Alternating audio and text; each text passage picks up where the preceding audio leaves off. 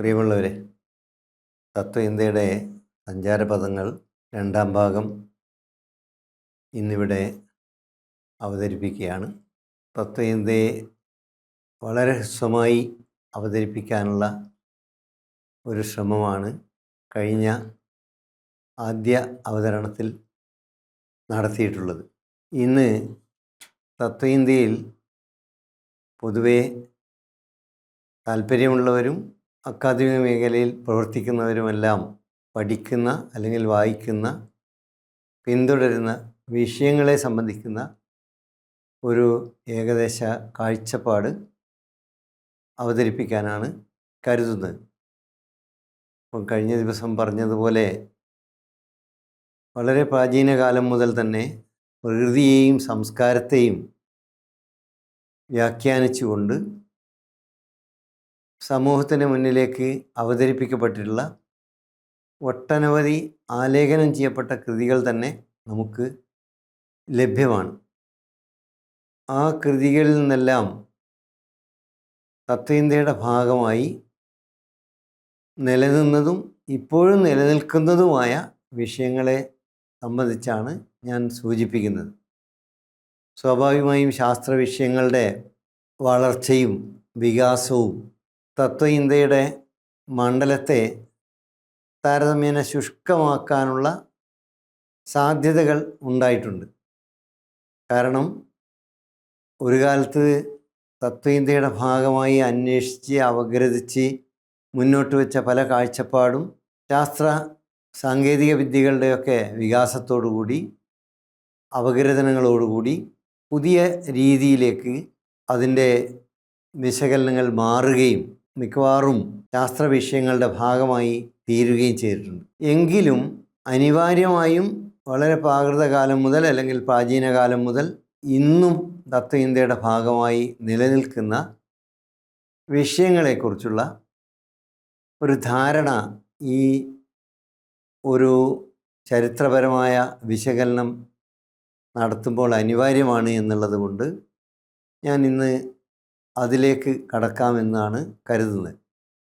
സാധാരണ ഇംഗ്ലീഷിലെ ആൽഫാബറ്റിക് ഓർഡറിൽ പറയുമ്പോൾ നമ്മൾ എയിൽ നിന്നാണ് തുടങ്ങുക.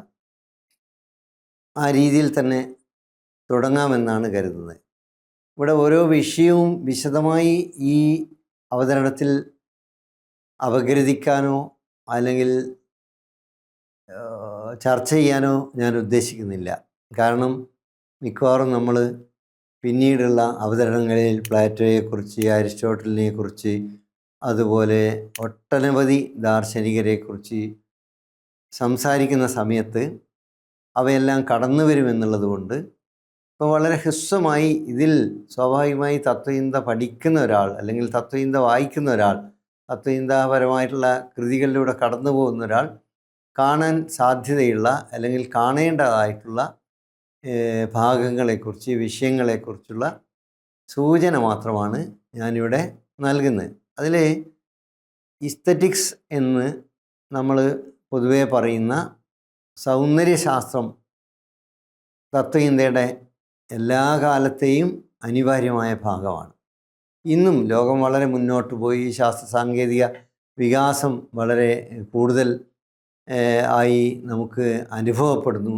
പക്ഷേ അങ്ങനെയൊക്കെ ആണെങ്കിലും ഈ സൗന്ദര്യശാസ്ത്രത്തിൻ്റെ മണ്ഡലം എം.എൻ. വിജയമാഷ്ടർ ഒരു പ്രഭാഷണത്തിൽ തത്വചിന്തയെക്കുറിച്ച് പറയുമ്പോഴല്ല, മറിച്ച് സൗന്ദര്യശാസ്ത്രത്തെക്കുറിച്ച് പറഞ്ഞിട്ടുള്ള വളരെ പ്രധാനപ്പെട്ട ഒരു വാചകമുണ്ട്. ധാരാളം പുല്ല് തിന്നുകയും വളരെ കുറച്ച് മാത്രം പാല് തരുകയും ചെയ്യുന്ന ഒരു ഭാഗമാണ് അല്ലെങ്കിൽ ഒരു വർഗമാണ് സൗന്ദര്യശാസ്ത്രം എന്ന് മാഷ്ടറുടെ സ്വതസിദ്ധമായിട്ടുള്ള ഹാസ്യാത്മകമായിട്ടുള്ള അവതരണം ഞാൻ നേരിട്ട് വളരെ വർഷങ്ങൾക്ക് മുമ്പ് കേട്ടത് ഈ അവസരത്തിൽ ഓർത്തു പോവുകയാണ്. കാരണം സൗന്ദര്യശാസ്ത്രം എന്നുള്ളത് എക്കാലത്തും വളരെ പ്രധാനപ്പെട്ട, വളരെ പ്രബലമായ ഒരു തത്വചിന്തയുടെ വിഷയമാകുന്നതും അതുകൊണ്ട് തന്നെയാണ്. കാരണം ധാരാളം പുല്ല് തിന്നുകയും വളരെ കുറച്ച് മാത്രം പാല് തരികയും ചെയ്യുക എന്ന് പറയുന്നതിൻ്റെ ഒരു അർത്ഥം, അതുണ്ടാക്കുന്ന നമ്മളിലേക്ക് സന്നിവേശിപ്പിക്കുന്ന ഒരു ധാരണ എന്താണ്?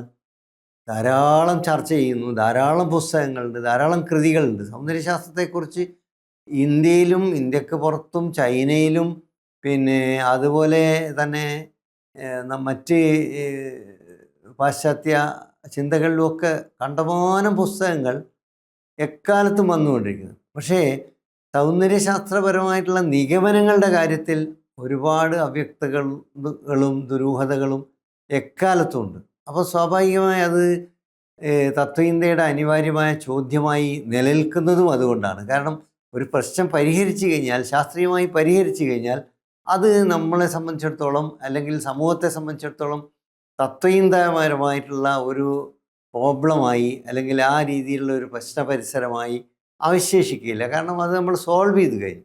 നമുക്ക് നമ്മൾ ഹാർട്ട് എന്നുള്ളത് ഇപ്പോൾ ഒരു പ്രശ്നമല്ല. കാരണം ഹാർട്ട് നമുക്ക് മാറ്റി വെക്കാൻ പറ്റും. ഹാർട്ട് നമുക്ക് കോഴിക്കോട്ട് നിന്ന് ഒരാളുടെ ഹാർട്ട് എടുത്ത് തിരുവനന്തപുരത്തേക്ക് കൊണ്ടുപോകുന്നു. അവിടെ മറ്റൊരാളുടെ ശരീരത്തിൽ അത് തുന്നിച്ചേർക്കുന്നു. ഈ രീതിയിൽ നമ്മുടെ ശരീരത്തിലുള്ള ഒരു അവയവം ഇന്ന് പഠിക്കപ്പെടുകയും വിശകലനം ചെയ്യപ്പെടുകയും അതിൻ്റെ രസതന്ത്രപരമായിട്ടുള്ള അറിവായാലും ഭൗതികശാസ്ത്രപരമായ അറിവായാലും ജൈവിക ശാസ്ത്രമായ അറിവായാലും ഒക്കെ വളരെ വികാസം പ്രാപിച്ചു. അപ്പോൾ അതിൽ നമുക്ക് ഇന്നൊരു അത്ഭുതത്തിൻ്റെ അല്ലെങ്കിൽ ഈ വീണ്ടും വീണ്ടും അന്വേഷിക്കേണ്ട ഒരു വിഷയം എന്ന രീതിയിൽ തത്വചിന്തയുടെ ഭാഗമായി നിലനിൽക്കുന്നില്ല. മറിച്ച് സൗന്ദര്യശാസ്ത്രം എന്നുള്ളത് വളരെ പ്രാചീന കാലം മുതൽ സൗന്ദര്യശാസ്ത്രം എന്നുള്ള ഒരു വേറിട്ട ഒരു വിജ്ഞാനശാഖ അല്ലെങ്കിൽ ഇസ്തറ്റിക്സ് എന്നുള്ള ഒരു വിഷയം ആ രീതിയിൽ വളരെ പ്രാചീന കാലത്ത് ഉണ്ടായിട്ടില്ല. അത് പിന്നീട് അലക്സാണ്ടർ ബോംഗാർട്ടൻ്റെ ജർമ്മൻ ചിന്തകനായിട്ടുള്ള ബോംഗാർട്ടൻ്റെ കാലത്ത് മാത്രമാണ് 17-18 നൂറ്റാണ്ടുകളിൽ മാത്രമാണ് ആ രീതിയിൽ വളർന്നു വരുന്നത്. പക്ഷേ നമുക്കറിയാം വളരെ പ്രാകൃത കാലം മുതൽ തന്നെ ഇന്ത്യയിലും ചൈനയിലും ഇപ്പോൾ യാദൃശ്യമായിട്ട് ആണ് വിജയമാഷ് സൂചിപ്പിച്ചെങ്കിലും വിജയമാഷ് വീണ്ടും കടന്നു വരികയാണ്. കാരണം ചൈനയിൽ വലിയ ഈ ടിയാൻമെൻ സംഭവമൊക്കെ ഉണ്ടായപ്പം വിജയമാഷ് അദ്ദേഹത്തിൻ്റെ ദേശാഭിമാനി പങ്ക്തിയിൽ എഴുതിയ കോളത്തിൻ്റെ പേര് ചീനരസം എന്നായിരുന്നു. അപ്പോൾ ചീനരസം എന്നെഴുതിയത് ചൈനയിലും രസസിദ്ധാന്തം ഉണ്ടായിരുന്നു. എല്ലാവരും ഈ ടിയാൻമെൻ സ്ക്വയർ സംഭവമായിരിക്കും എന്ന് വിചാരിച്ച് വളരെ ആകാംക്ഷയിൽ കാത്തിരുന്നു. അതിൻ്റെ പരസ്യമൊക്കെ കണ്ടപ്പോൾ മാഷ് സ്ഥിരമായി എഴുതുന്ന പങ്ക്തിയാണ്. അപ്പോൾ അതിൽ ചീനരസം എന്നുള്ള പങ്ക്തി വായിച്ചപ്പം ചൈനയിൽ ഇവിടുത്തതുപോലെ തന്നെ ഇന്ത്യയിൽ രസസിദ്ധാന്തവും ധ്വനിസിദ്ധാന്തവും ഉണ്ടായതുപോലെ ചൈനയിൽ വളരെ പ്രാചീന കാലത്ത് ചീനരസം ഉണ്ടായതിനെക്കുറിച്ചുള്ള ഒരു കുറിപ്പായിരുന്നു അത്.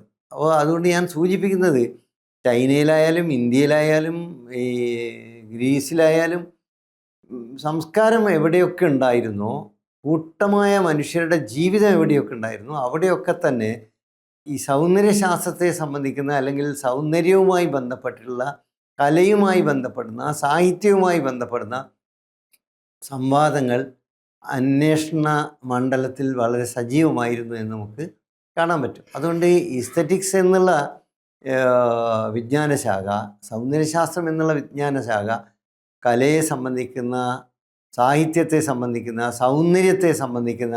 ഇപ്പോൾ സൗന്ദര്യം എന്നുള്ളത് നമുക്കറിയാലോ, മനുഷ്യനെ സംബന്ധിച്ചിടത്തോളം ഒരു കടലോരത്ത് പോയി ഇരിക്കുക എന്നുള്ളത് അത് നമുക്ക് പ്രത്യേക തരത്തിലുള്ളൊരു അനുഭവം തരുന്നതുകൊണ്ടാണ്. ഈ അനുഭവം എങ്ങനെ ഉണ്ടാവുന്നു, എന്തുകൊണ്ടുണ്ടാവുന്നു? അപ്പോൾ നമ്മൾ ചില കലാരൂപങ്ങൾ കാണുമ്പോൾ നമ്മളത് വല്ലാതെ ആകൃഷ്ടരാകുന്നു. നമ്മൾക്ക് അതിൽ നിന്ന് വേറിട്ട ഒരു അനുഭവമായി അത് മാറുകയും അത് ഓർത്തു വെക്കുകയും ഒക്കെ ചെയ്യുന്നു. അപ്പോൾ എന്തുകൊണ്ടാണ് ഇങ്ങനെ സംഭവിക്കുന്നത്? ഇത്തരത്തിലുള്ള ചോദ്യങ്ങൾ 2400-500 കൊല്ലങ്ങൾക്ക് മുമ്പ് തന്നെ മനുഷ്യർ ചെയ്തുകൊണ്ടിരുന്നു. ഇപ്പോൾ പല രൂപങ്ങളും നമ്മളെ മുമ്പിലുണ്ട്. ചില പ്രത്യേക രൂപം എന്തുകൊണ്ടാണ് ആകൃഷ്ടമാകുന്നത്, ചില പ്രത്യേക രൂപം എന്തുകൊണ്ടാണ് നമുക്ക് ഏതോ രീതിയിൽ വർജിക്കണമെന്ന് തോന്നുന്നത്. അപ്പോൾ അതിൻ്റെ അന്വേഷണങ്ങൾ ഇന്നിപ്പം വളരെ പുരോഗതി പ്രാപിച്ചിട്ടുണ്ട്. നമ്മൾ വളരെ കുറഞ്ഞ പാലാണെങ്കിലും കുറേ അധികം കാര്യങ്ങൾ ഗ്രഹിക്കാൻ പാകത്തിൽ ആ പാലിൻ്റെ അളവ് വർദ്ധിച്ചിട്ടുണ്ട്. കാരണം നമുക്കിന്ന് എന്തുകൊണ്ടാണ് ചില വർണ്ണങ്ങൾ കാണുമ്പം അതിനോട് പ്രത്യേക താല്പര്യം തോന്നുന്നതും ചില വർണ്ണങ്ങൾ കാണുമ്പം അത് തോന്നാതിരിക്കുന്നത് എന്നുമൊക്കെ ഉള്ളത് പഠന വിധേയമായിട്ടുണ്ട്. അപ്പോൾ എക്സ്പെരിമെൻ്റൽ എസ്തറ്റിക്സ് എന്നൊക്കെ പറയുന്ന വിജ്ഞാനശാഖ വളരെ മുന്നോട്ട് പോയിട്ടുണ്ട്. അത്തരത്തിലുള്ള വിശദീകരണത്തിലേക്ക് ഈ സന്ദർഭത്തിൽ പോകുന്നില്ല. കാരണം ഈ തത്വചിന്തയുടെ പഠന വിഷയമാകുന്ന മണ്ഡലങ്ങളെക്കുറിച്ചുള്ള ഒരു സൂചന മാത്രം നൽകുക എന്നുള്ളത് ഞാൻ ആദ്യമേ പറഞ്ഞിട്ടുണ്ട്. അതുകൊണ്ട് അതിൻ്റെ വിശദാംശങ്ങളിലേക്ക് പ്രത്യേകിച്ച് നമ്മൾക്ക് ഒരുപാട് ദാർശനികർ സൗന്ദര്യശാസ്ത്രത്തിൻ്റെ മണ്ഡലത്തിൽ തന്നെ പ്രവർത്തിച്ചവരുണ്ട് എന്നുള്ളത് കൊണ്ടും അവരുടെ ഗ്രന്ഥങ്ങൾ തന്നെ നമുക്ക് ഭാവിയിൽ ഈ പരമ്പരയിൽ തന്നെ അപഗ്രഥനം ചെയ്യാനുള്ള സന്ദർഭങ്ങൾ ഉണ്ടാവും എന്നുള്ള പ്രതീക്ഷയിലും അതിൻ്റെ വിശദാംശങ്ങളിലേക്ക് ഞാൻ പോകുന്നില്ല. അതുകൊണ്ട് എങ്ങനെയാണ് സൗന്ദര്യ ഉൽപ്പാദനം നടക്കുന്നത്, നമ്മളൊരു വരക്കുമ്പം അത് എന്തുകൊണ്ട് പ്രത്യേക രീതിയിലുള്ള ആകർഷണം ഉൽപ്പാദിപ്പിക്കുന്നു, എന്തുകൊണ്ട് നമ്മൾ പ്രത്യേക രീതിയിൽ ചില വാചകങ്ങൾ ഉപയോഗിക്കുമ്പോൾ അതിന് ഒരു പ്രത്യേക തരത്തിലുള്ള ആശയോൽപാദന ശേഷി, മെറ്റാഫർ എന്നൊക്കെ നമ്മൾ പറയല്ലോ, രൂപകം എന്നുള്ളത്, അപ്പം ഈ രീതിയിലുണ്ടാവും. ഇങ്ങനെയൊക്കെയുള്ള ചോദ്യങ്ങൾ ഒരു 2400 കൊല്ലങ്ങൾക്ക് മുമ്പെങ്കിലും ചോദിച്ചത് രേഖപ്പെട്ട കൃതികൾ നമ്മൾക്ക് ഇന്ന് ലഭ്യമാണ്. അവയുമൊക്കെയുമായി ബന്ധപ്പെട്ടിട്ടുള്ള സംവാദങ്ങൾക്ക് തീർച്ചയായും ഒരു ഇടം തത്വചിന്തയിലുണ്ട്.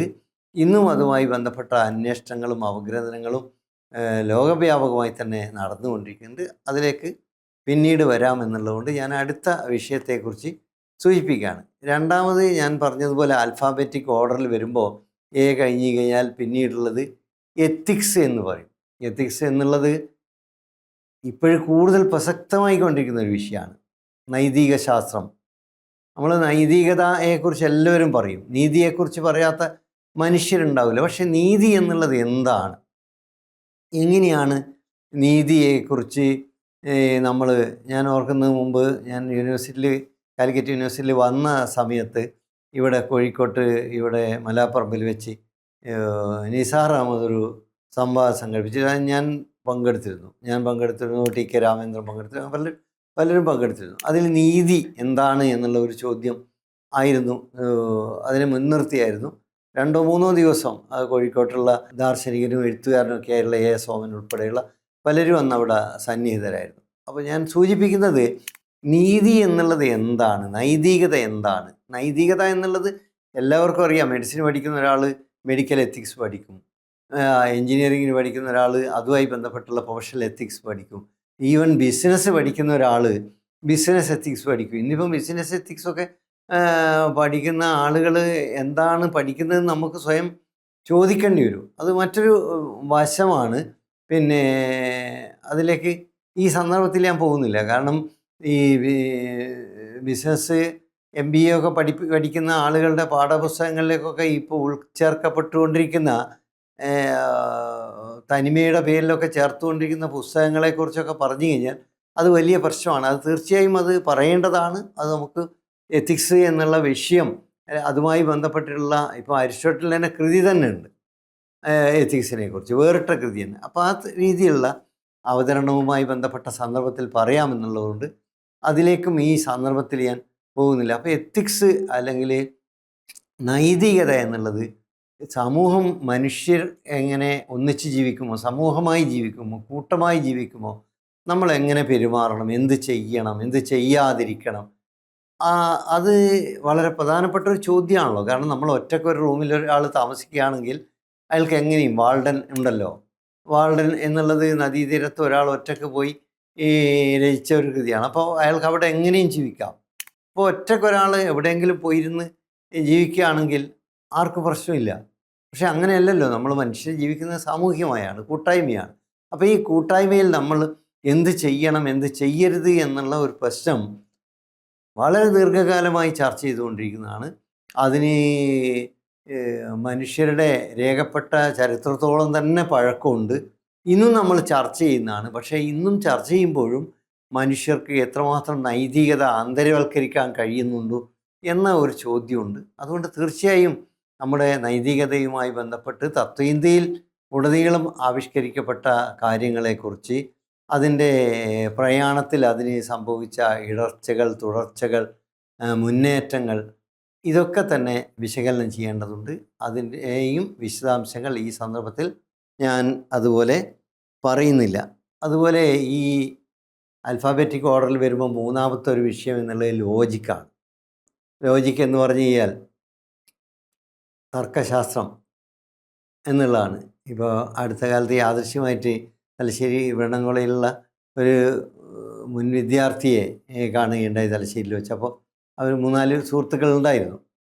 അപ്പോൾ അതിൽ ഒരാളിങ്ങനെ പറഞ്ഞു, ലോജിക്ക് മാഷ് എന്നാണ് മാഷെപ്പറ്റി അന്നവിടെ പറയാമെന്ന്. അതിൻ്റെ ഒരു കാരണം പ്രീ ഡിഗ്രിക്ക് അന്ന് ലോജിക്ക് എന്നുള്ളൊരു വിഷയം ഉണ്ടായിരുന്നു. Indian history, world history, logic എന്നുള്ള ഒരു വിഭാഗം ഉണ്ടായിരുന്നു. ഞാനൊക്കെ കോളേജിൽ ചേരുന്ന കാലത്ത് 81 പ്രീ ഡിഗ്രി കൂടി കോളേജിൻ്റെ ഒരു ഭാഗമായാണല്ലോ.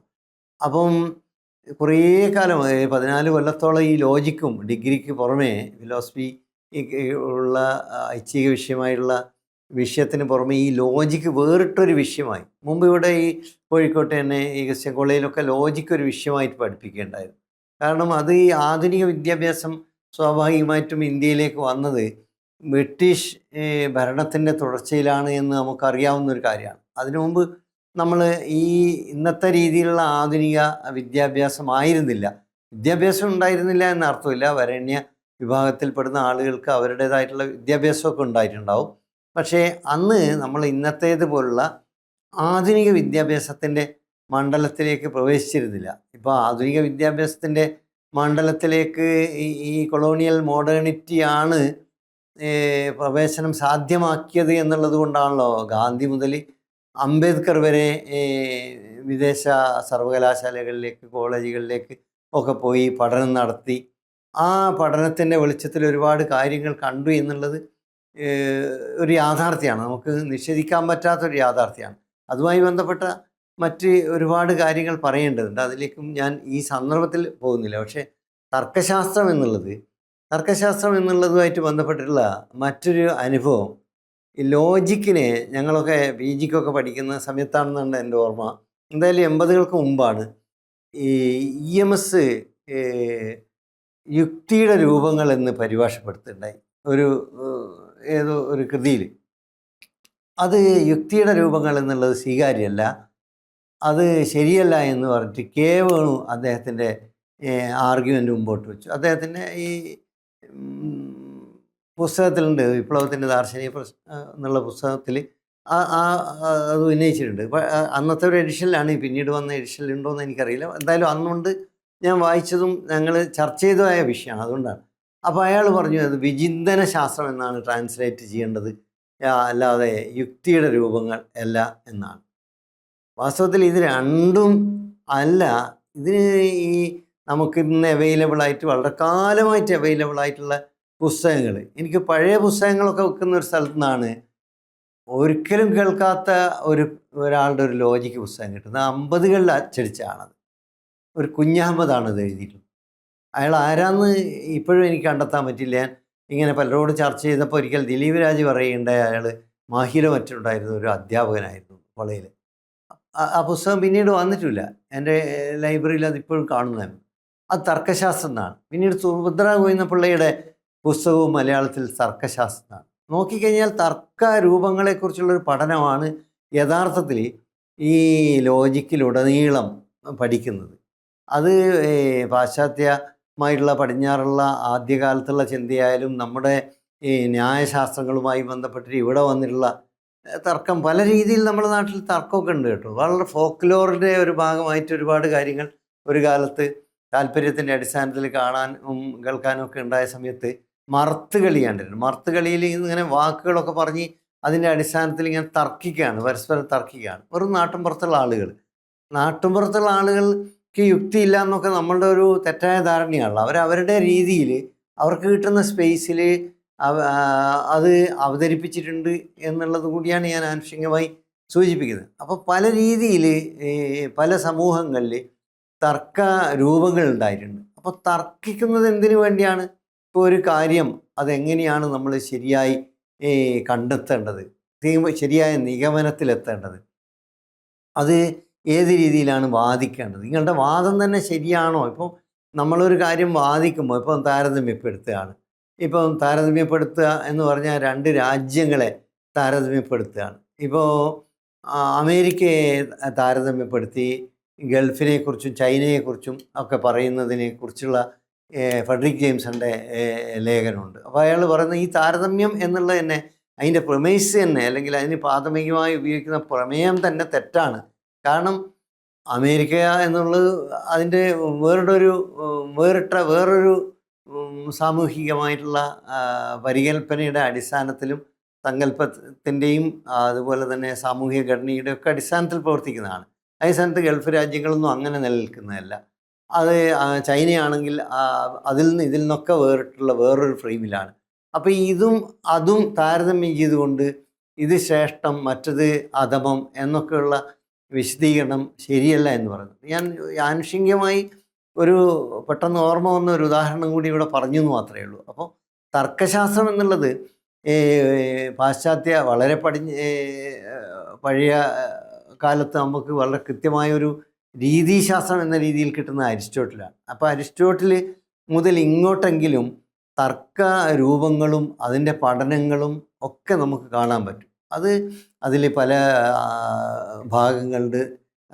ആഗമന ശാസ്ത്രമുണ്ട്, നിഗമന ശാസ്ത്രമുണ്ട്, വൈരുദ്ധ്യ ശാസ്ത്രമുണ്ട്. ഇങ്ങനെ പല രീതിയിലുള്ള അതിൻ്റെ വിശദാംശങ്ങളിലേക്ക് ഈ സന്ദർഭത്തിൽ ഞാൻ പോകുന്നില്ല. പക്ഷേ തർക്കശാസ്ത്രം എന്നുള്ളത് ദീർഘകാലമായി തത്വചിന്തയുടെ ഭാഗമായി നിൽക്കുന്നതാണ്. ഇന്നിപ്പോൾ നമ്മൾ പ്രതീകങ്ങളൊക്കെ ഉപയോഗിച്ചിട്ടുള്ള, പ്രത്യേകിച്ച് ഈ കമ്പ്യൂട്ടർ യുഗത്തിൽ അങ്ങനെയുള്ള ഒരു സിമ്പിളുകൾക്കൊക്കെ പ്രതീകങ്ങൾക്കൊക്കെ പ്രാധാന്യം ലഭിച്ചിട്ടുള്ള ഒരു കാലമായതുകൊണ്ട് സിംബോളിക് ലോജിക്ക് എന്ന് പറയുന്ന ലോജിക്ക് മാറിയിട്ടുണ്ട്. പക്ഷേ ഈ ലോജിക്കിനൊക്കെ എന്തെങ്കിലും പ്രസക്തി ഉണ്ടോ, അല്ലെങ്കിൽ ഏതെല്ലാം രീതിയിലാണ് നിലനിന്നത്, അല്ലെങ്കിൽ ഇപ്പോൾ നമ്മളിപ്പോൾ ഒരു സാഹിത്യം പഠിക്കുന്ന ഒരാൾ ചമ്പുക്കളൊക്കെ പഠിക്കുന്നത് ചമ്പുക്കൾക്ക് ഇന്നെന്തെങ്കിലും ഒരു പ്രസക്തി ഉള്ളതുകൊണ്ടാണ്. പക്ഷേ സാഹിത്യ ചരിത്രം അറിയാൻ വേണ്ടി അത് പഠിക്കുന്ന ഒരാൾ അപ്പോൾ മാത്രമേ നമ്മൾ ആ കാലത്ത് ഇതിൻ്റെയൊക്കെ എങ്ങനെയാണ് പരിവർത്തനം സിദ്ധിച്ചത്, സമൂഹത്തിൽ ഇന്നും സാഹിത്യത്തിൻ്റെ മണ്ഡലത്തിൽ ഈ മാറ്റങ്ങളൊക്കെ വരുന്നത് എന്ന് നമുക്ക് ബോധ്യപ്പെടുന്നത്. അപ്പോൾ അതുകൊണ്ട് ഈ തത്വചിന്തയുടെ ചരിത്രത്തിലൂടെ കടന്നു പോകുമ്പോൾ സ്വാഭാവികമായിട്ടും ലോജിക്കിന് വളരെ പ്രാധാന്യമുണ്ട്. അതിൻ്റെ വിശദാംശങ്ങളിലേക്കും പിന്നീട് ഈ സന്ദർഭാനുസരണം പ്രവേശിക്കാമെന്നുള്ളതുകൊണ്ട് അതിലേക്കും ഞാൻ ഈ സന്ദർഭത്തിൽ തൽക്കാലം കടക്കുന്നില്ല. അപ്പോൾ അതുപോലെ തന്നെ പിന്നീട് നമ്മൾ ഈ ഓർഡറിൽ വരികയാണെങ്കിൽ, ആൽഫാബറ്റിക് ഓർഡറിൽ വരികയാണെങ്കിൽ വളരെ പ്രധാനപ്പെട്ട വളരെ സങ്കീർണവും എന്നാൽ വളരെ കോൺട്രവേഴ്സ്യലായിട്ടുള്ള, അല്ലെങ്കിൽ വലിയ രീതിയിലുള്ള വിവാദങ്ങൾക്കൊക്കെ വിഷയമാകുന്നൊരു വിഷയമാണ് പിന്നീട് നമ്മൾ ആ ഓർഡറിൽ ഇങ്ങോട്ട് വരുമ്പോൾ ഉള്ള വളരെ പ്രധാനപ്പെട്ട ഒരു വിഷയം. അത് മെറ്റാഫിസിക്സാണ്. മെറ്റാഫിസിക്സ് എന്നുള്ളത് സാധാരണ നമ്മൾ ട്രാൻസ്ലേറ്റ് ചെയ്യുന്നത് അല്ലെങ്കിൽ പരിഭാഷപ്പെടുന്നത് അതിഭൗതിക ശാസ്ത്രം എന്ന് പറഞ്ഞിട്ടാണ്. ഇപ്പോൾ അതിഭൗതികം എന്ന് പറയുമ്പോൾ തന്നെ ശാസ്ത്രമാവുമോ എന്നൊരു ചോദ്യം അവിടെ അഭിമുഖീകരിക്കേണ്ടി വരും. ഈ വാക്കിൻ്റെ തന്നെ ഉത്ഭവം പറയുന്നത് അരിസ്റ്റോട്ടലിൻ്റെ ഈ ലൈബ്രറിയിൽ, അരിസ്റ്റോട്ടൽ എന്ന് പറഞ്ഞു കഴിഞ്ഞാൽ അന്നത്തെ സർവവിജ്ഞാനകോശമായി അറിയപ്പെട്ട ഒരു ദാർശനികനാണ്. കാരണം അത്രമാത്രം പുസ്തകങ്ങളുടെ ശേഖരം ഉണ്ടായിരുന്നു അദ്ദേഹത്തിൻ്റെ ലൈബ്രറിയിൽ. ലോകത്തിൽ അന്ന് ലഭ്യമായ ഭരണഘടനകളൊക്കെ, അന്നിപ്പോൾ എഴുതപ്പെട്ട ഭരണഘടന ഉണ്ടോ എന്ന് നമ്മൾ ആലോചിക്കുക. അതിപ്പം നമ്മൾ അങ്ങനെ പല കാര്യങ്ങളെക്കുറിച്ചും നമ്മൾ അങ്ങനെ ചിന്തിക്കുന്നുണ്ടെങ്കിലും നമുക്കറിയാം ഓരോ സമൂഹത്തിനും ഒരു സാമൂഹികമായ ഘടന ഉണ്ടാവും. ആ ഘടനയും അതിൻ്റെ സംവിധാനവും തന്നെയാണ് യഥാർത്ഥത്തിൽ ഭരണഘടന എന്നുള്ളത്. ഒരു സമൂഹം എങ്ങനെ പ്രവർത്തിക്കുന്നു, അതിൻ്റെ ഭരണനിർവഹണം എങ്ങനെ പ്രവർത്തിക്കുന്നു എന്നുള്ളത് അദ്ദേഹം ശേഖരിച്ചിട്ടുണ്ടായിരുന്നു. അങ്ങനെയാണ് അദ്ദേഹം നീതിയെക്കുറിച്ചും നിയമത്തെക്കുറിച്ചൊക്കെ അങ്ങനെ പറഞ്ഞതിൽ ഒരുപാട് പിഴവുകളുണ്ട്, ഒരുപാട് ശരികളുണ്ട്, ഈ ഒരുപാട് സാധ്യതകൾ, ഭരണപരമായ ഒരുപാട് സാധ്യതകൾ മുന്നോട്ട് വെച്ചിട്ടുണ്ട്. ആ സാധ്യതകളൊക്കെ നമ്മൾ ഇപ്പോഴും വായിക്കുമ്പോൾ പ്രസക്തി ഉള്ള സംഭവം ആണ് എന്ന് നമുക്ക് കാണാൻ പറ്റും. ഉദാഹരണത്തിന് ഒരു ഓളിഗാർക്കി എന്നുള്ള അരിസ്റ്റോട്ടിൽ ഉപയോഗിച്ച കാര്യം തന്നെയാണ് പിന്നീട് അംബേദ്കറിലൂടെ ഇന്നൊക്കെ പൊതുവേ നമ്മുടെ നാട്ടിൽ പ്രചാരം നേടിയിട്ടുള്ള ഇപ്പോൾ നമ്മളെ ഇന്ത്യൻ ഭരണം അല്ലെങ്കിൽ ഇന്ത്യയിലെ ഭരണകൂടം എന്നുള്ളത് പൊതുവേ ഈ ഒരു സവർണ ഓളിഗാർക്കിയാണ് എന്നുള്ളത് ഇന്ന് വ്യാപകമായി പറയുന്നത് നമുക്ക് കാണാൻ പറ്റും. അപ്പോൾ ഈ ഒരു പ്രയോഗം അംബേദ്കറെ തുടർന്ന് രൂപപ്പെട്ടു. അപ്പോൾ ഓളിഗാർക്കി എന്നുള്ളത് യഥാർത്ഥത്തിൽ ഈ അരിസ്റ്റോട്ടലിൻ്റെ ഒരു സംഭാവനയാണ്. അരിസ്റ്റോട്ടൽ അടിമത്തത്തെ കാണാനോ അല്ലെങ്കിൽ അതിനെ അഡ്രസ്സ് ചെയ്യാനോ തയ്യാറായില്ല. സ്ത്രീകളും പുരുഷനും തുല്യരാണ് എന്ന് ആ അർത്ഥത്തിൽ അദ്ദേഹം കണ്ടില്ല. അത് കാലത്തിൻ്റെയും അദ്ദേഹത്തിൻ്റെയും പരിമിതിയാണ്. അങ്ങനെ പരിമിതി ഉള്ളപ്പം തന്നെയും അതാണല്ലോ ദർശനത്തിൻ്റെ, ഇപ്പോൾ ഹെഗലിനെ തള്ളിക്കളയുന്ന മാർക്സ് ഹെഗലിൻ്റെ ഡയലക്റ്റിക്സ് ആണല്ലോ ഉപയോഗിക്കുന്നത്. അപ്പോൾ ഈ തത്വചിന്തയുടെ പ്രസക്തിയും അവിടെയാണ്. കാരണം നമ്മളിതിങ്ങനെ നമ്മൾ വിചാരിക്കുന്നതിനേക്കാൾ ഇതിൻ്റെ ഒരു അനശ്വതി എന്നുള്ളത്, ഇതിൻ്റെ ഒരു തുടർച്ച എന്നുള്ളത് നമുക്ക് കാണാൻ പറ്റും. അപ്പോൾ അതുകൊണ്ട് ഇപ്പോൾ ആളുകൾ മുഴുവൻ ദാർശനികരാണ്, എന്നാൽ അവരെല്ലാവരും ദാർശനികരുടെ പ്രവൃത്തി ചെയ്യേണ്ടതില്ല എന്ന് ഗാംഷി പറയുന്നുണ്ടല്ലോ. കാരണം സമൂഹത്തിൽ പല രീതിയിലുള്ള തൊഴിലാണ്, അല്ലെങ്കിൽ പല രീതിയിലുള്ള ഇടപെടലാണ് സമൂഹം ആവശ്യപ്പെടുന്നത്. ആ രീതിയിൽ നമ്മൾ എല്ലാ മനുഷ്യരും ബേസിക്കലി അടിസ്ഥാനപരമായി ദാർശനികമായിട്ടുള്ള കഴിവുള്ള അന്വേഷണാത്മക ബുദ്ധിയുള്ള ആളുകൾ തന്നെയാണ്. അവരെ നമ്മൾ മാറ്റിവെക്കുന്നത് എങ്ങനെയാണ്, അതിൻ്റെ പ്രവർത്തനം എങ്ങനെയാണ് എന്നുള്ളത് നമ്മുടെ നൈതികതയുമായി, രാഷ്ട്രീയവുമായി, സാമൂഹികമായിട്ടുള്ള ഘടനയുമായി ബന്ധപ്പെട്ട ഒക്കെ പ്രശ്നങ്ങളാണ്. അത് തീർച്ചയായും ഇവിടെ ഈ പരമ്പരയുടെ തന്നെ ഭാഗമായി ഉയർന്നു വരേണ്ട ഒരു വിഷയമാണ്. അതിലേക്കും തീർച്ചയായും പിന്നീട് പ്രവേശിക്കേണ്ടതുണ്ട് എന്നുള്ളതുകൊണ്ട് ഞാൻ ഇപ്പോൾ കടന്നു പോകുന്നില്ല. അതുകൊണ്ട് ഞാൻ സൂചിപ്പിക്കുന്നത് മെറ്റാഫിസിക്സ് അല്ലെങ്കിൽ അതിഭൗതികവാദം എന്നുള്ളതിൽ പ്രധാനമായി 2 മേഖലകളാണ്. അതിലൊരു മേഖല എന്നുള്ളത് സത്താശാസ്ത്രം എന്ന് പറയും, ഓണ്ടോളജി. ഓണ്ടോളജി എന്നുള്ളത് വളരെ പ്രധാനപ്പെട്ട ഒരു വിഷയം. ഇപ്പോൾ കഴിഞ്ഞ ദിവസം ഈ കോഴിക്കോട്ട് കേശവമേനോൻ ഹാളിൽ ഞാനൊരു സംവാദത്തിൽ പങ്കെടുത്തു. അത് പ്രപഞ്ചത്തെക്കുറിച്ചും മനുഷ്യനെക്കുറിച്ചൊക്കെ ഉള്ള ഒരു സംവാദമാണ്. ഒരു ഭാഗത്ത് ഉണ്ടായിരുന്ന മതപണ്ഡിതനായിട്ടുള്ള തൻവീറായിരുന്നു. അദ്ദേഹത്തിൻ്റെ ഒരു അവതരണം ഉണ്ടായിരുന്നു. അതുപോലെ തന്നെ എൻ്റെ ഒരു അവതരണം ഉണ്ടായിരുന്നു. അപ്പോൾ ഈ 2 അവതരണവും ഇപ്പോഴും സമൂഹത്തിൽ സംഭവിക്കുന്നു. വളരെ വിരളമായാണെങ്കിലും സംഭവിക്കുകയാണ്. എനിക്ക് തോന്നുന്നു ഒരു 10-400 ആളുകളെങ്കിലും അതിൽ പങ്കെടുത്തു എന്നുള്ളതാണ്. അപ്പം എന്തുകൊണ്ടാണ് അങ്ങനെ പങ്കെടുക്കുന്നതെന്ന് ചോദിച്ചാൽ, സത്താപരമായി നമുക്ക് എല്ലാ കാര്യവും വിശദീകരിക്കാൻ പറ്റും, എത്രത്തോളം വിശദീകരിക്കാൻ പറ്റും, അതിൻ്റെ അപഗ്രഥനം ഏത് രീതിയിൽ, നമ്മുടെ ഉണ്മ എന്നുള്ളത്, നമ്മുടെ അസ്തിത്വം എന്നുള്ളത്, ഞാൻ നേരത്തെ പറഞ്ഞതുപോലെ നമ്മുടെ ആർട്ടിനെക്കുറിച്ച് നമുക്കിന്ന് ഒരു സംശയമില്ലാത്ത രീതിയിൽ വൈദ്യശാസ്ത്രവും ജന്തുശാസ്ത്രവും ഒക്കെ വികാസം പ്രാപിച്ചിട്ടുണ്ട്. അതേസമയത്ത് നമ്മളുടെ ഉണ്മ എന്നുള്ളത്, നമ്മൾ എന്തിനെ ജീവിക്കുന്നു, എങ്ങനെ ജീവിക്കുന്നു, നമ്മുടെ ആവിർഭാവം എന്നുള്ളതിന് ശാസ്ത്രീയമായ ഒരുപാട് തെളിവുകളുണ്ടെങ്കിലും അതിലും പുതിയ പുതിയ തെളിവുകൾ വന്നുകൊണ്ടിരിക്കുകയാണ്. ഇപ്പം വളരെ അടുത്ത കാലത്ത് ഡോക്ടർ മുഹമ്മദ് ബഷീർ പ്രസിദ്ധീകരിച്ചിട്ടുള്ള മനുഷ്യൻ്റെ ഉത്ഭവമായിട്ട് ബന്ധപ്പെട്ട പുസ്തകത്തിൽ പുതിയ സിദ്ധാന്തങ്ങളനുസരിച്ച് ഒരുപാട് സ്ഥലങ്ങളിൽ നിന്നുള്ള പരിണാമത്തിനുള്ള സാധ്യതകൾ അദ്ദേഹം മുന്നോട്ട് വയ്ക്കുകയാണ്. ഇപ്പോൾ ഉണ്ടായിട്ടുള്ള ഈ ഹോട്ട് സൊല്യൂഷൻ തിയറിയുടെ അടിസ്ഥാനത്തിൽ തന്നെ ശാസ്ത്രീയമായി ജീവൻ്റെ ഉൽപ്പത്തിയുമായി ബന്ധപ്പെട്ട്, ജീനിൻ്റെ ഉൽപ്പത്തിയുമായി ബന്ധപ്പെട്ടിട്ട് ഉള്ള സിദ്ധാന്തത്തിൻ്റെ അടിസ്ഥാനത്തിൽ തന്നെ അതൊരു ഹൈപ്പോത്തിസിസ് മാത്രമാണ്.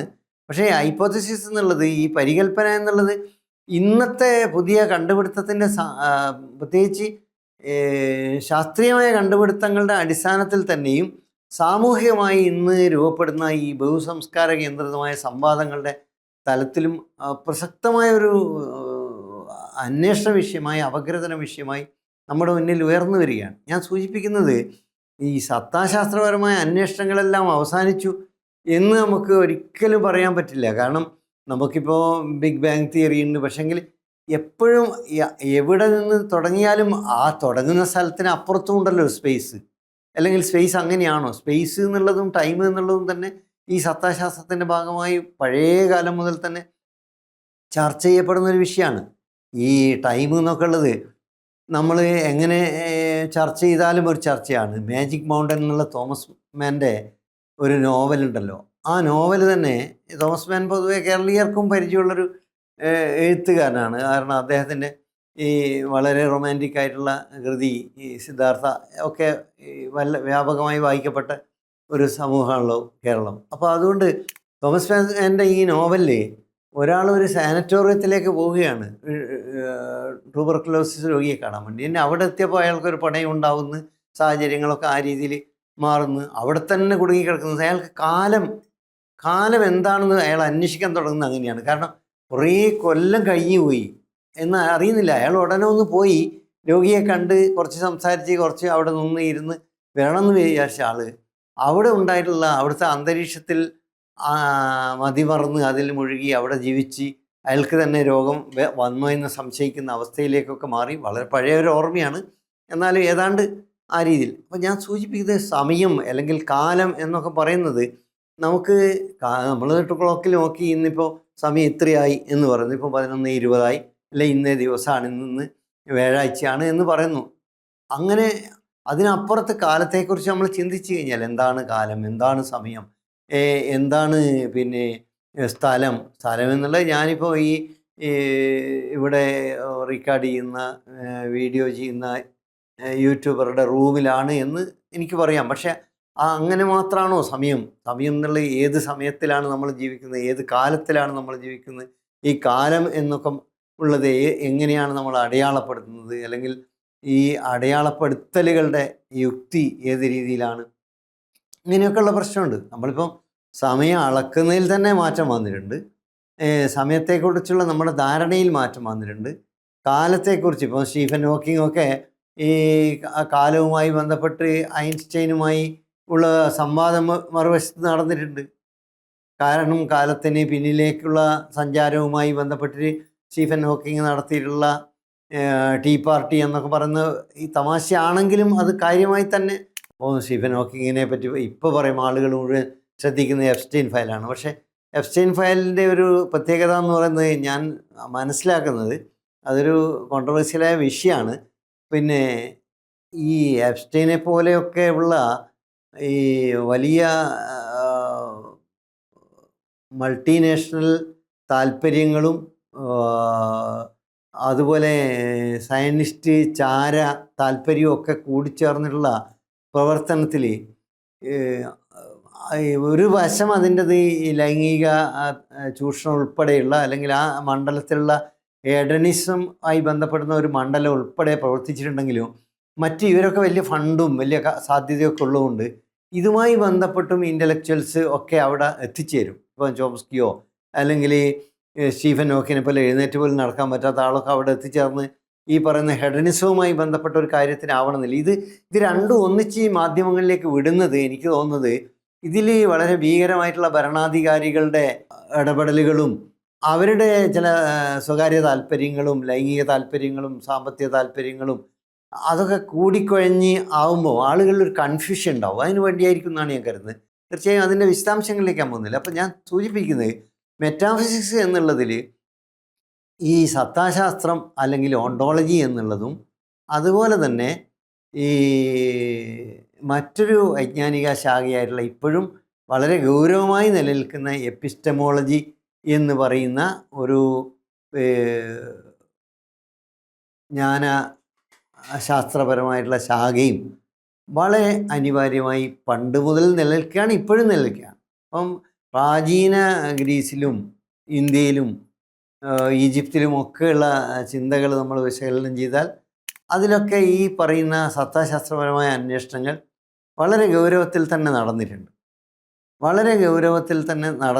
അതുമായി ബന്ധപ്പെട്ടുള്ള തർക്കങ്ങൾ, തർക്കയുക്തികളിൽ അന്തർഭവിച്ചിട്ടുള്ള വിരോധാഭാസങ്ങൾ, ഇതൊക്കെ ചർച്ചാ വിഷയമായിരുന്നു. അതുകൊണ്ട് ഈ സത്താശാസ്ത്രപരമായിട്ടുള്ള അന്വേഷണവും അതുപോലെ തന്നെ ജ്ഞാനശാസ്ത്രപരമായിട്ടുള്ള അന്വേഷണവും എപ്പിസ്റ്റമോളജി, ഇംഗ്ലീഷിലെ എപ്പിസ്റ്റമോളജി എന്നുള്ളത് അതിൻ്റെ ഒന്നും എറ്റിമോളജി ഒന്നും ഞാൻ പറയാത്തത് ബോധപൂർവമാണ്. കാരണം ഇന്നിപ്പോൾ ഈ ആളുകൾ മിക്കവാറും എല്ലാവരും ഇത് കേൾക്കുന്നത് തന്നെ സോഷ്യൽ മീഡിയയിൽ ഉപയോഗിച്ചാണ്. അപ്പോൾ അതുകൊണ്ട് ഗൂഗിളൊക്കെ എല്ലാവരും ഉപയോഗിക്കുന്നുണ്ട്. എപ്പിസ്റ്റമോളജീൻ്റെ എറ്റിമോളജി കാണണമെങ്കിൽ ഇപ്പോൾ നിങ്ങൾക്കിപ്പോൾ എൻ്റെ പേരിൻ്റെ എപ്പിസ്റ്റമോളജി ചിലപ്പം കിട്ടില്ലായിരിക്കും. അതേസമയത്ത് ഈ ഇതുപോലുള്ള ജ്ഞാനശാഖകളുടെയോ അല്ലെങ്കിൽ ഈ ശാസ്ത്രശാഖകളുടെയോ ഒക്കെ അതിന് ഇന്ന് ഉപയോഗിക്കുന്ന പദങ്ങളുടെ ഉൽപ്പത്തി ഒക്കെ നമുക്ക് വളരെ എളുപ്പത്തിൽ നമ്മളെ വിരൽത്തുമ്പിൽ ലഭ്യമാണ്. അതുകൊണ്ട് അതിലേക്ക് അത്തരം കാര്യങ്ങളിലേക്ക് ഞാൻ കടക്കാത്തത്. മറിച്ച് നമ്മൾ എപ്പിസ്റ്റമോളജിയിൽ എന്താണ് പറയുന്നതെന്ന് ചോദിച്ചു കഴിഞ്ഞാൽ അറിവ് ഉൽപ്പാദനവുമായി ബന്ധപ്പെട്ട കാര്യമാണ്. അപ്പോൾ അറിവ് എന്ന് പറയുന്നത് ഞാൻ പറയുന്നത് ഞാൻ വായിച്ചിട്ടുള്ള പുസ്തകങ്ങളുടെ, കേട്ടിട്ടുള്ള പ്രഭാഷണങ്ങളുടെ എല്ലാം അടിസ്ഥാനത്തിലാണ്. അതേസമയത്ത് അത് മാത്രമായിരിക്കില്ല, കാരണം എൻ്റെ അനുഭവങ്ങൾ ഒരുപക്ഷെ അതിൽ കൂടിച്ചേരുന്നുണ്ടാവും. അപ്പോൾ എൻ്റെ ഒരു അനുഭവം ആയിരിക്കില്ല മറ്റൊരാൾക്കുള്ളത്. അപ്പോൾ അതുകൊണ്ട് മറ്റൊരാളുടെ കാഴ്ചയും എൻ്റെ ഒരു കാഴ്ചയും ഒരേ കാര്യം, ഒരേ ചിത്രം കാണുന്നത് പിക്കാസോയുടെ ഒരു ചിത്രം ഞാൻ കാണുന്ന പോലെ ആയിരിക്കില്ല മറ്റൊരാൾ കാണുന്നത്.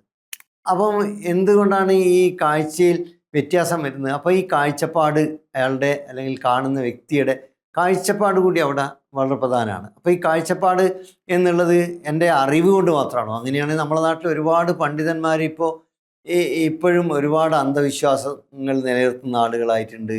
ഈ ഗോമൂത്ര ചികിത്സ നടത്തുന്ന ആളുകളായിട്ടുണ്ട്. അതുപോലെ നമ്മൾ ആലോചിച്ച് നോക്കിക്കഴിഞ്ഞാൽ ഒരുപാട് കാര്യങ്ങൾ വലിയ പണ്ഡിതന്മാരായിരിക്കും, അവർ വലിയ ശാസ്ത്രജ്ഞന്മാരായിരിക്കും, അവർ അന്തരീക്ഷത്തിലേക്ക് റോക്കറ്റൊക്കെ അയക്കാനുള്ള ശാസ്ത്രമൊക്കെ പഠിച്ചു വെച്ചിട്ടുണ്ടാകും. പക്ഷേ അവരത് നടത്തുന്നതിന് മുമ്പ് ചെയ്യുന്ന ചില അനുഷ്ഠാനങ്ങളൊക്കെ കണ്ടു കഴിഞ്ഞാൽ അവർ വീട്ടിലൊക്കെ ശീലിച്ചിട്ടുള്ള അതേപടിയാണ്. ഇപ്പം നമ്മളിപ്പോൾ വലിയ ജ്ഞാനമായിട്ട് നമ്മുടെ നാട്ടിൽ ഇപ്പോഴും പലരും അവതരിപ്പിക്കുന്നത് എന്താണ്? അവരുടെ വീട്ടകങ്ങളിൽ എന്താണോ ശീലിച്ചത് അത് തന്നെയാണ്. വീട്ടകങ്ങളിൽ ഏത് ഗ്രന്ഥമാണോ പാരായണം ചെയ്തത് അത് മഹത്തായ ഗ്രന്ഥമാണ് എന്ന് അവർ വിശ്വസിച്ച് ഉപഭാഷണം നടത്തി ആളുകളെയൊക്കെ കൂടി ആ രീതിയിലേക്ക് പരിവർത്തിപ്പിക്കുന്നത് നമുക്ക് നമ്മുടെ സാമൂഹിക അന്തരീക്ഷത്തിൽ ഇന്ന് കാണാനുള്ള ഒരു പ്രക്രിയയാണ്. അതിൻ്റെ മറ്റ് വിശദാംശങ്ങളിലേക്ക് ഞാൻ സ്പെസിഫിക്കായി തന്നെ പിന്നീടുള്ള എൻ്റെ അവതരണ പരമ്പരകളിൽ തീർച്ചയായും പറയും, അല്ലെങ്കിൽ പറയാൻ ഉദ്ദേശിക്കുന്നുണ്ട്. അതുകൊണ്ട് അതിലേക്ക് ഇപ്പോൾ കടക്കുന്നില്ല. അപ്പോൾ ഞാൻ പറയുന്നത് വീട്ടകങ്ങളിൽ നമ്മൾ ശീലിച്ചു വരുന്ന കാര്യവും നമ്മൾ ശരിയായ ജ്ഞാനം അല്ലെങ്കിൽ ശരിയായ അറിവ് എന്നുള്ളതും എന്താണ് എന്നുള്ളത് ഈ തത്വചിന്തയുടെ ഒരു ഭാഗമാണ്, നമ്മളുടെ മനുഷ്യ ജീവിതത്തിൻ്റെ ഒരു ഭാഗമാണ്. അത് ധാരാളം കൃതികൾ എല്ലാ കാലത്തും അറിവിനെക്കുറിച്ചാണല്ലോ നാരായണ ഗുരുവൊക്കെ ഏറ്റവും കൂടുതൽ പറഞ്ഞിട്ടുള്ളത്. അറിവ് എന്നുള്ളത് വളരെ പ്രധാനപ്പെട്ട ഒരു സംഭവമാണ്. അപ്പോൾ ഞാൻ ഈ ബഷീറിനെ കുറിച്ച് എഴുതുമ്പോൾ വളരെ മുമ്പ് എത്രയോ കൊല്ലം മുമ്പ് എഴുതിയ ഒരു ലേഖനം അന്ന് ഞാൻ തുടങ്ങിയിട്ടുള്ളത് തന്നെ പിന്നെ ഈ വായിക്കുക എന്ന ഒരു വാക്ക് പറഞ്ഞുകൊണ്ടാണ് ഖുറാനിൽ ഈ പറയുന്നത്. അത് ബഷീർ ആവർത്തിച്ച് പറയുന്നുണ്ട്, എഴുത്ത് വായന എന്നുള്ളത്.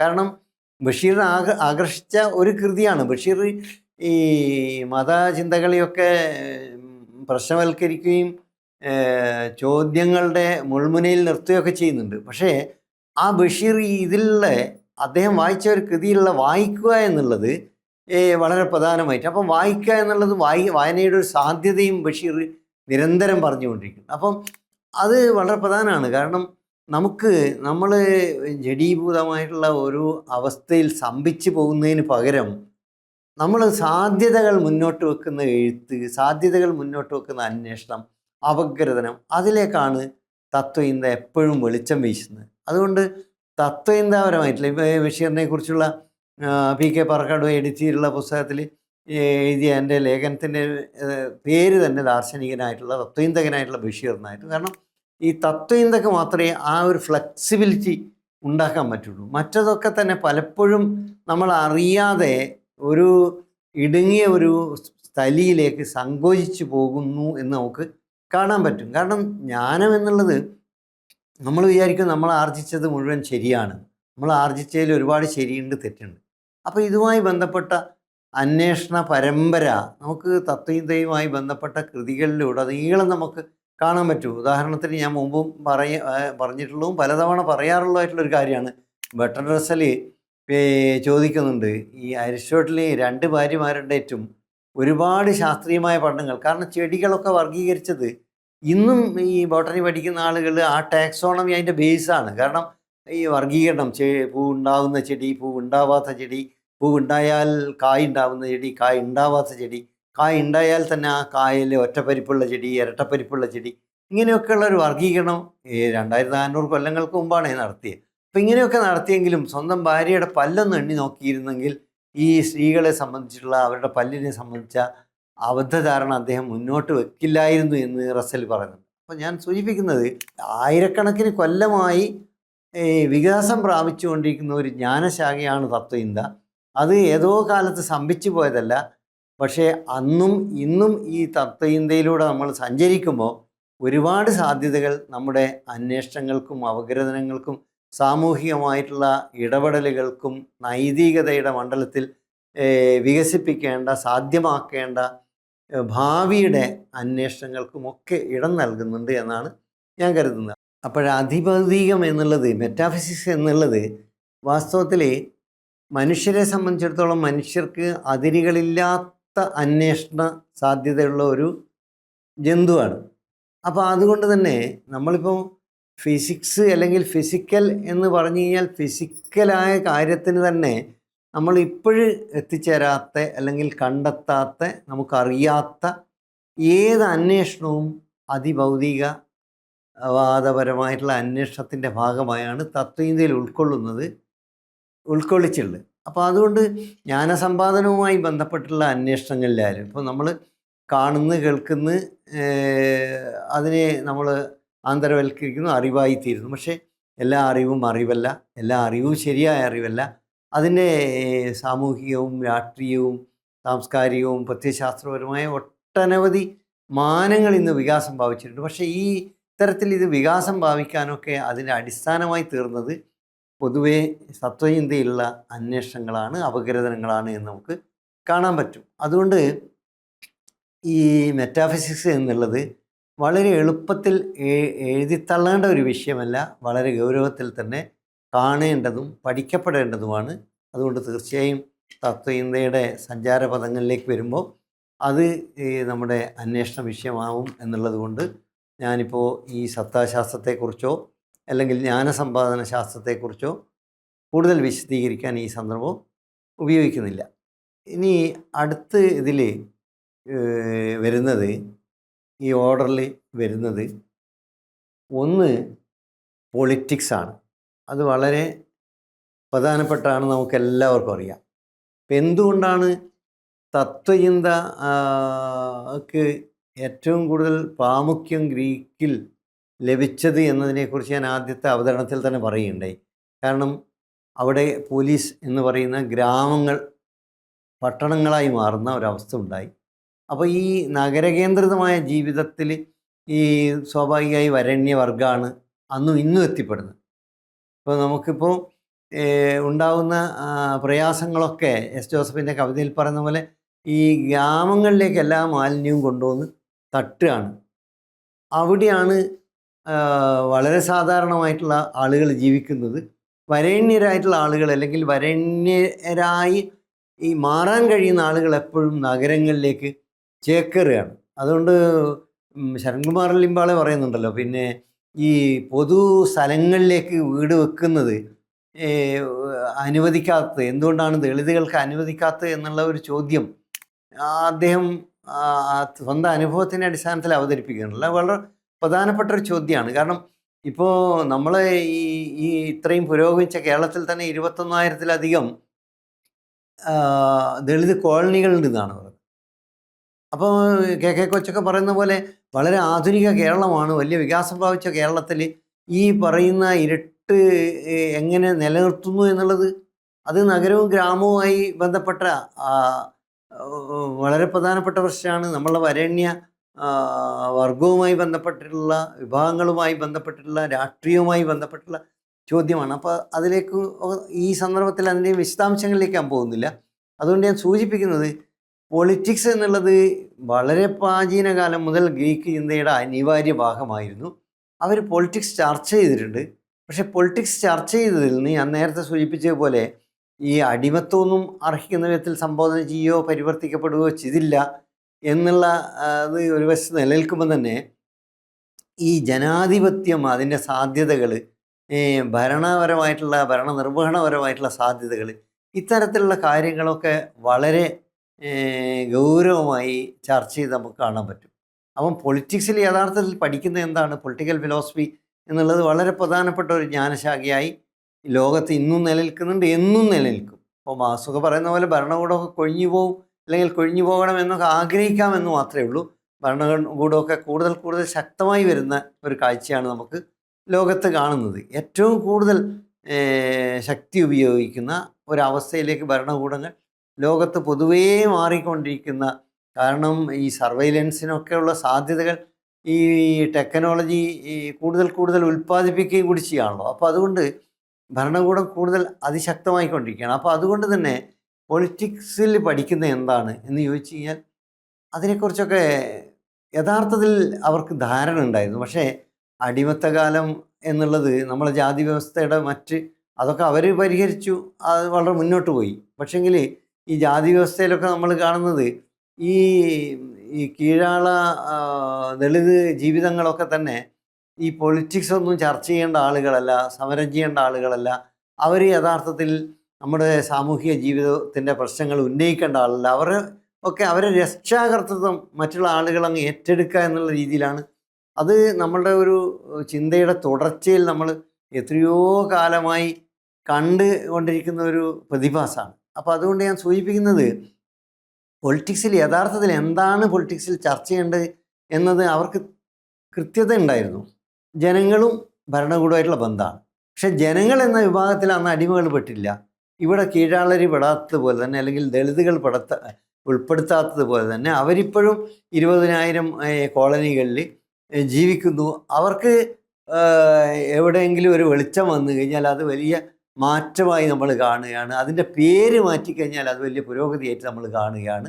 അതേസമയത്ത് മൗലികമായി അവരുടെ ജീവിതമോ അവരുടെ ആവാസ വ്യവസ്ഥയോ മാറ്റത്തിന് വിധേയമായോ എന്ന് ചിന്തിക്കാൻ പറ്റുന്നില്ല. അപ്പോൾ അതുകൊണ്ട് അരിസ്റ്റോട്ടലിനെ മാത്രം കുറ്റം പറയുന്നതിൽ കാര്യമില്ല എന്നുകൂടി ഞാൻ സൂചിപ്പിക്കുകയാണ്. ഇത്രയും പുരോഗതി പ്രാപിച്ച നമ്മുടെ വർത്തമാന ജീവിതത്തിൽ പോലും യഥാർത്ഥത്തിൽ നമ്മൾക്ക് ജനങ്ങൾ ആരാണ് എന്ന് തിരിച്ചറിയാൻ കഴിയാത്ത അവസ്ഥ നിലനിൽക്കുന്നുണ്ടെങ്കിൽ, ആ തരത്തിലുള്ള ഒരു ആന്ത്യം നിലനിൽക്കുന്നുണ്ടെങ്കിൽ അത് സൂക്ഷ്മമായി വിശകലനം ചെയ്യേണ്ട വിഷയമാണ്. അതിലേക്ക് ഞാൻ പോകുന്നില്ല. അപ്പോൾ പൊളിറ്റിക്സ് എന്നുള്ളത് actually it is A relation between the ruler and the ruled, government and the people. ഭരണവും വ്യവസ്ഥ എല്ലാ സ്ഥലത്തും ഉണ്ടല്ലോ. ആ ആദ്യകാലത്ത് അരിസ്റ്റോട്ടിൽ പോലും പറയുന്നത് അത് തന്നെയാണല്ലോ. നമ്മൾ ജനിച്ചു വീഴുന്നതിന് ഒരു ഭരണകൂടത്തിന് കീഴിലാണ്. അപ്പം പൊളിറ്റിക്കലാണ്. മാൻ ഈസ് ബൈ ബർത്ത് പൊളിറ്റിക്കലാണ്. നമ്മൾ ജനിച്ച് വീഴുമ്പോൾ തന്നെ പൊളിറ്റിക്കലാണ്. കാരണം അതുകൊണ്ടാണ് നിങ്ങൾ ജനിച്ചു വീഴുമ്പോൾ ആണായി, പെണ്ണായി, ശൂദ്രനായി, ദളിതനായി, മുസ്ലിമായി, ക്രിസ്ത്യാനിയായി, അങ്ങനെ പല രീതിയിൽ ആവുന്നത് തന്നെ ഈ ഭരണകൂടത്തിൻ്റെ കീഴിൽ നമ്മൾ ജീവിക്കുന്നതുകൊണ്ടും നിലനിൽക്കുന്നതുകൊണ്ടും അതിൻ്റെ പ്രവർത്തനങ്ങൾ നമ്മൾ നിരന്തരം സംബോധന ചെയ്തുകൊണ്ട്, ആൽത്തുസറൊക്കെ പറയുന്ന പോലെ ഇൻ്റർപലേറ്റ് ചെയ്തുകൊണ്ടിരിക്കുന്നതുകൊണ്ടാണ്. അപ്പോൾ അതുകൊണ്ട് നമ്മൾ മനുഷ്യർ ബേസിക്കലി പൊളിറ്റിക്കൽ ആയിട്ടുള്ള രാഷ്ട്രീയ ജീവികളാണ്. അതുകൊണ്ട് പൊളിറ്റിക്കൽ ഫിലോസഫി എന്നുള്ളത്, പൊളിറ്റിക്സ് എന്നുള്ളത് തത്വചിന്തയുടെ എക്കാലത്തെയും അനിവാര്യ ഭാഗമാണ്. ഇപ്പോഴും അതിൻ്റെ അനിവാര്യ ഭാഗമാണ്. അതിൻ്റെയും വിശദാംശങ്ങളിലേക്ക് ഈ സന്ദർഭത്തിൽ പോകുന്നില്ല. തീർച്ചയായും നമുക്ക് പ്രാചീന ഗ്രീസ് മുതൽ വർത്തമാനകാലം വരെയുള്ള, ചുരുങ്ങിയത് അംബേദ്കർ വരെയെങ്കിലുള്ള പൊളിറ്റിക്കൽ ഫിലോസഫി വിശകലനം ചെയ്യേണ്ട സന്ദർഭങ്ങൾ വേറിട്ട് തന്നെ ഓരോന്നായി 1, 2, 3 അവതരണങ്ങളിലൂടെ വിശകലനം ചെയ്യേണ്ട സന്ദർഭങ്ങൾ ഭാവിയിൽ ഉണ്ടാകും എന്നുള്ള പ്രതീക്ഷ ഉള്ളതുകൊണ്ട് ഞാൻ അതിൻ്റെ മറ്റ് വിശദമായ കാര്യങ്ങളിലൂടെ പ്രതിപാദിക്കുന്നില്ല. ഇനി ഇതിൻ്റെ തത്വചിന്തയുടെ മറ്റൊരു ബ്രാഞ്ച് കൂടി, ആ ബ്രാഞ്ചും കൂടിയാണ് ഇപ്പോഴും ഞാൻ ഇതിൽ ചേർത്തിട്ടുള്ളത്. കാരണം ഞാൻ നേരത്തെ സൂചിപ്പിച്ച പോലെ ട്രഡീഷണലായി തന്നെ തത്വചിന്ത പഠിക്കുന്ന ഒരാൾക്ക് അക്കാദമികമായിട്ടും അനക്കാദമികമായിട്ടും അനിവാര്യമായി ഉൾച്ചേർക്കപ്പെട്ട വിഷയങ്ങൾ എന്ന രീതിയിൽ മാത്രമാണ് തിരഞ്ഞെടുക്കപ്പെട്ടത്. ഇനി നമുക്ക് മറ്റു ഒരുപാട് വിഷയങ്ങൾ ഇതിലേക്ക് ചേർക്കാം, ഒഴിവാക്കാം. അതൊക്കെ നമ്മുടെ സൗകര്യം പോലെ ചെയ്യാവുന്നതാണ്. പക്ഷേ അതിൽ മറ്റൊരു വിഷയം എന്നുള്ളത് സൈക്കോളജിയാണ്. അത് രണ്ടും ഒന്നിച്ച് വരുന്നതിൻ്റെ ഒരു കാരണം രണ്ടും പി ആയതുകൊണ്ടാണ്. ഈ പൊളിറ്റിക്സും പി ആണ് തുടങ്ങുന്ന ലെറ്റർ, അതുപോലെ സൈക്കോളജി എന്നുള്ളത് PS അങ്ങനെയാണല്ലോ. അതുകൊണ്ട് ആണ്. അപ്പോൾ സൈക്കോളജി എന്നുള്ളത് മനഃശാസ്ത്രം. ഇന്ന് നമുക്കറിയാം മനഃശാസ്ത്രവും മനഃശാസ്ത്ര പഠനവും മനഃശാസ്ത്ര വിശകലനവും മനഃശാസ്ത്ര ചികിത്സയും ഒക്കെ വളരെ അഭിവൃദ്ധി പ്രാപിച്ചിട്ടുള്ള ഒട്ടനവധി കാര്യങ്ങൾ കണ്ടെത്തിയിട്ടുള്ള ഒരു മണ്ഡലമാണ്. പക്ഷേ ഈ മണ്ഡലത്തിൻ്റെ ആവിർഭാവം എന്നുള്ളത് പ്രാചീന ആയിട്ടുള്ള കാലത്തൊക്കെ മനുഷ്യരുടെ അന്വേഷണത്തിൽ തന്നെയാണ്. ആ അന്വേഷണം അവർ ദാർശനികരായിട്ടുള്ള ആളുകളാണ്. ഞാൻ ദാർശനികരായിട്ടുള്ള ആളുകളിൽ നിന്ന് വീണ്ടും വീണ്ടും പറയുന്നത്, അന്ന് 2 രീതിയിലാണ് പൊതുവെ ആളുകൾ ഉണ്ടായിരുന്നത്. ഒന്ന് കലയുമായി അല്ലെങ്കിൽ സാഹിത്യവുമായി കഥയുമായി ബന്ധപ്പെട്ട അന്നത്തെ രീതിയിലുള്ള ആവിഷ്കാരമാണെങ്കിലും മണ്ഡലത്തിൽ പ്രവർത്തിക്കുന്ന ആളുകൾ സമൂഹത്തിലെ ദൈക്ഷണികരായിട്ട് നിലനിന്നിട്ടുണ്ടായിരുന്നു. മറ്റൊരു വിഭാഗം ദാർശനികർ തന്നെയായിരുന്നു. ഈ ദാർശനികരായിട്ടുള്ള ആളുകൾ തന്നെയാണ് ഈ സൈക്കോളജി എന്നുള്ള വിഷയം. കാരണം നമ്മൾ മനുഷ്യൻ എന്നുള്ള വെറും കുറേ മിനറലും കുറച്ച് പ്രോട്ടീനും കുറച്ച് വെള്ളവും മാത്രം ചേരുന്നതല്ലല്ലോ. ഇതൊക്കെയാണ് എന്ന് അൾട്ടിമേറ്റായിട്ട് വേണമെങ്കിൽ നമുക്ക് പറയാം. പക്ഷെ അത് മാത്രമല്ല മനുഷ്യൻ. കാരണം മനുഷ്യന് വിശപ്പ് മാത്രമല്ലല്ലോ. അതുകൊണ്ടാണല്ലോ അടുത്ത കാലത്ത് ഈ സണ്ണി കവിക്കാട് കുറച്ച് കപ്പ പുഴുങ്ങി കൊടുത്താൽ തീരുന്ന പ്രശ്നമാണ് എന്ന് പരിഹാസമായിട്ട് പറഞ്ഞു. അത് വളരെ ശരിയുമാണല്ലോ. കാരണം ഭക്ഷണം കൊണ്ട് മാത്രം മനുഷ്യൻ്റെ ഭക്ഷണം വളരെ പ്രധാനമാണ്, മൗലികമാണ്. പക്ഷേ ഭക്ഷണം കൊണ്ട് മാത്രം മനുഷ്യൻ്റെ പ്രശ്നങ്ങൾ തീരുന്നില്ലല്ലോ. മനുഷ്യനിപ്പം നിതിൻ രാജ് ആത്മഹത്യ ചെയ്ത് എന്തുകൊണ്ടാണെന്ന് ചോദിച്ചു കഴിഞ്ഞാൽ ഭക്ഷണം ഇല്ലറ്റല്ലോ. അദ്ദേഹത്തിന് ഭക്ഷണത്തിന് ബുദ്ധിമുട്ടുണ്ടായതിന് യാതൊരു തെളിവുമില്ല. അതേസമയത്ത് അന്തസ്സ് എന്നുള്ള മനുഷ്യനെ സംബന്ധിച്ചിടത്തോളം വളരെ പ്രധാനമാണല്ലോ. എത്രയോ സ്ത്രീകൾ ഭർത്തൃ വീട്ടിൽ ആത്മഹത്യ ചെയ്യുന്നവർക്ക് ഭക്ഷണം കിട്ടാത്തതുകൊണ്ടല്ലോ. അപ്പോൾ അന്തസ്സോടെ ജീവിക്കാൻ കഴിയാത്തതുകൊണ്ടാണല്ലോ. അപ്പോൾ അതുകൊണ്ട് നമ്മൾ ഈ ലളിതവൽകൃതമായിട്ടുള്ള യുക്തിയുടെ ഒരു ശീലത്തെ, ഇട്ടിച്ചാക്കരപ്പൻ പറയുന്നുണ്ടല്ലോ, ശീലിച്ചതേ പാലിക്കുള്ളൂ എന്ന് വീട്ടിയുടെ നാടകത്തിൽ. ഈ ശീലിച്ചതേ പാലിക്കൂ എന്നുള്ള നിർബന്ധ ബുദ്ധിയെ മറികടക്കാൻ നമുക്ക് കഴിയേണ്ടതുണ്ട്. അങ്ങനെ മറികടക്കാൻ കഴിയുന്നില്ലെങ്കിൽ നമുക്ക് യാഥാർത്ഥ്യബോധം ഉണ്ടാവില്ല. നമ്മൾ ദാർശനികരായിട്ടൊന്നും വലിയ കാര്യമൊന്നുമില്ല. അത് വളരെ പ്രധാനപ്പെട്ട ഒരു കാര്യമാണ്. നമ്മൾ ദാർശനികനോ അല്ലെങ്കിൽ സാഹിത്യകാരനോ എഴുത്തുകാരനോ കലാകാരനോ ഒക്കെ ആവാതിരിക്കാം. പക്ഷേ നമ്മൾ അടിസ്ഥാനപരമായി നമ്മൾ ഈ ശീലിച്ചതേ പാലിക്കും എന്നതിൽ നിന്ന് വ്യത്യസ്തമായി നമ്മൾ മനുഷ്യരെ തുല്യമായി കാണാൻ കഴിയുന്നില്ലെങ്കിൽ, അപ്പോൾ സൈക്കോളജിക്ക് ഇതുമായിട്ട് എന്താ ബന്ധം എന്ന് ചോദിച്ചാൽ അതുമായിട്ടാണ് ബന്ധം. അത് വളരെ പ്രധാനപ്പെട്ട ബന്ധമുള്ളതാണ്. ഇപ്പോൾ കോളേജുകളിലും സ്കൂളുകളിലും ഒക്കെ കൗൺസിലിംഗ് ഒക്കെയാണ്. കൗൺസിലിംഗ് കൊണ്ട് മാത്രം തീരുന്ന പ്രശ്നമല്ല ഇത്. പക്ഷേ കൗൺസിലിംഗ് എന്നുള്ളത് ഇമ്മീഡിയറ്റ് ആയിട്ടുള്ള ഒരു പരിഹാരമാണ്. പെട്ടെന്നൊരു രോഗീനെ കൊണ്ടുവന്നാൽ ഈ രോഗം ഉണ്ടായതിന് കാരണം നാട്ടിൽ മാലിന്യമുള്ളതുകൊണ്ടായിരിക്കും, അവിടെ കൊതുകുള്ളതുകൊണ്ടായിരിക്കും. അതൊക്കെ നിർമ്മാർജ്ജനം ചെയ്യാൻ പെട്ടെന്ന് ഡോക്ടർക്ക് പോകാൻ പറ്റില്ലല്ലോ. ഈ കൊണ്ടുവന്ന രോഗിക്ക് മന്താണോ അല്ലെങ്കിൽ മലേറിയ ആണോ എന്ന് നോക്കി അതിന് ചികിത്സ കൊടുക്കാനല്ലേ പറ്റുള്ളൂ. അതുപോലെ തന്നെയാണ് ഈ കൗൺസിലിംഗ് എന്നുള്ളതിൻ്റെ പ്രസക്തി അവിടെയാണ്. പക്ഷേ ഈ കൗൺസിലിംഗ് ഒക്കെ കൊടുക്കുമ്പോഴും അപ്പുറത്ത് ഈ കൊതു നിവാരണം നടത്തിയില്ലെങ്കിൽ പിന്നെ ഈ മന്ത് ഇന്ന് മാറി നാളെ വീണ്ടും വരുമല്ലോ. അപ്പോൾ അതുപോലെ സാമൂഹികമായി നമ്മൾ ഈ സൈക്കോളജിയുടെ പ്രസക്തി തീർച്ചയായും അവിടെ നിൽക്കുമ്പോൾ തന്നെ, അല്ലെങ്കിൽ മനഃശാസ്ത്രപരമായിട്ടുള്ള അന്വേഷണങ്ങളുടെ അപഗ്രഥനങ്ങളുടെ തീരാത്ത സാധ്യതകൾ ഉപയോഗിക്കുമ്പോൾ തന്നെ മറുവശത്ത് അതിൻ്റെ സാമൂഹികമായ, രാഷ്ട്രീയമായിട്ടുള്ള, സാംസ്കാരികമായ യുക്തി കൂടി പരിശോധിക്കുകയും അതിൽ അന്തർഭവിച്ച മനുഷ്യനെ നിരന്തരം വേട്ടയാടിക്കൊണ്ടിരിക്കുന്ന, പോണ്ട് ചെയ്തുകൊണ്ടിരിക്കുന്ന കാര്യങ്ങളെക്കുറിച്ചുള്ള പഠനവും ഒക്കെ ഉൾച്ചേരുന്ന രീതിയിലേക്ക് സൈക്കോളജി മാറണമെങ്കിൽ അത് തീർച്ചയായും ഒരു ഫിലോസഫിക്കൽ സൈക്കോളജിക്ക് മാത്രമേ സാധിക്കുള്ളൂ. അവിടെയാണ് നമ്മൾ ലക്കാൻ്റെയൊക്കെ പുതിയ പ്രസക്തി കാണുന്നത്. ഇപ്പോൾ ലക്കാൻ്റെയൊക്കെ ചിന്ത എന്നുള്ളത് ഫ്രോയിഡിനെ തുടർന്നുണ്ടായിട്ടുള്ള പഠനങ്ങളിലൊക്കെ അതിൻ്റെ ഒരു പ്രസക്തി എന്നുള്ളത് വളരെ പ്രധാനപ്പെട്ട ഒരു കാര്യമാണ്. അതുമായി ബന്ധപ്പെട്ടിട്ടുള്ള മറ്റ് ചില സംഭവങ്ങളൊക്കെ പെട്ടെന്ന് മനസ്സിൽ ഓർമ്മ വരുന്നുണ്ട്. പക്ഷേ ഞാനിപ്പോൾ ഇത് ദീർഘിപ്പിക്കേണ്ട എന്നുള്ളതുകൊണ്ട് അതിലേക്ക് കടക്കുന്നില്ല. അതുകൊണ്ട് ഇത്രയും വിജ്ഞാന ശാഖകൾ നിലവിൽ തത്വചിന്തയുടെ ഭാഗമായി പഠിക്കപ്പെടുന്നുണ്ട്, വിശകലനം ചെയ്യപ്പെടുന്നുണ്ട്. അതുമായി ബന്ധപ്പെട്ടുള്ള പരമ്പര തീർച്ചയായും വേറിട്ട ഓരോ അധ്യായങ്ങളായി തുടർ ദിവസങ്ങളിൽ അവതരിപ്പിക്കാമെന്നുള്ളതുകൊണ്ട് ഞാനിതിവിടെ അവസാനിപ്പിക്കാം.